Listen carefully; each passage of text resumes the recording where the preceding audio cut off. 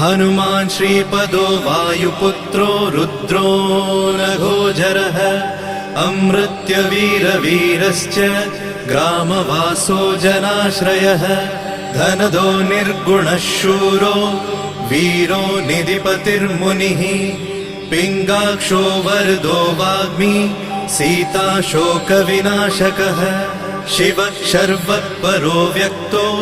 व्यक्तो धराधरः पिङ्गकेशः पिङ्गरोमा श्रुतिगम्यः सनातनः अनादिर्भगवान् देवो विश्वहेतुर्जनाश्रयः आरोग्यकर्ता विश्वेशो विश्वनाथो हरीश्वरः भर्गो रामो रामभक्तः कल्याणप्रकृतिस्थिरः विश्वम्भरो विश्वमूर्तिर्विश्वाकारश्च विश्वपः विश्वात्मा विश्वसेव्योऽथ विश्वो विश्वहरो रविः विश्वचेष्टो विश्वगम्यो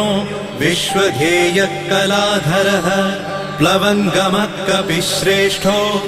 ज्येष्ठो विद्यावनेचरः बालो वृद्धो युवा तत्त्वगम्यः सुखो यजः अञ्जनासूनुरव्यग्रो